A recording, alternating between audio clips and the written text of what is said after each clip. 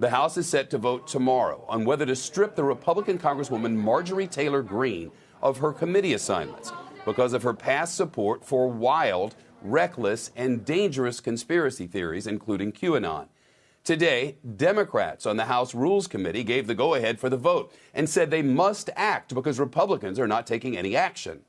Congresswoman Greene has also promoted truly appalling things, from implying that 9/11 is a hoax, saying school shootings were false flag operations, and spreading anti-Semitic conspiracy theories, including one about a Jewish space laser being the cause of wildfires in California. If this isn't the bottom line, I don't know where the hell the bottom line is.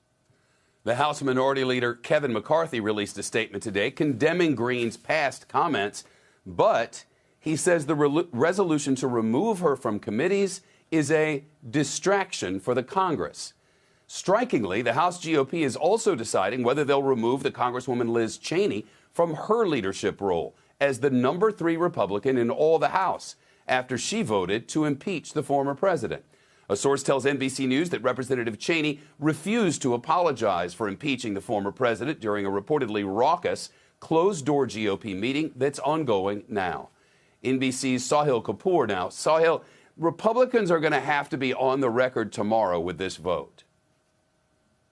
They are, Shep, and it looks like they are eyeing a procedural reason to vote against stripping Marjorie Taylor Greene from her committee assignments, essentially arguing that longstanding principle in the House is for the minority party to be able to decide who takes those seats, not the majority party. They are right that it is highly unusual for a majority party to strip a member of the minority from a committee seat like this, but Marjorie Taylor Greene's views are also highly, highly unusual. In addition to the ones you mentioned, she has also elevated social media posts calling for violence against Democrats. So they believe this is an extraordinary situation that has to be dealt with for the good of the House of Representatives.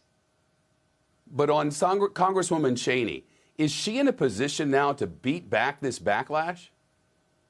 She certainly seems to think so, Shep. She, as you mentioned, refused to apologize for her vote to impeach former President Trump, even though she was wildly in the minority on this issue. Just 10 House Republicans out of about 200 voted the way she did, but she isn't backing down. And I think she also is ironically helped by the fact that if Republicans do nothing about Marjorie Taylor Greene and remove her from leadership, it sends an extraordinary signal to any kind of future Republicans who may be running for office, who may subscribe to the old school kind of republicanism and believe that there's no real place for them in the party if someone like Marjorie Taylor Greene's views are accepted or at least not punished, and someone like Liz Cheney is removed. Sahil Kapoor, thanks very much. Shepard Smith here. Thanks for watching CNBC on YouTube.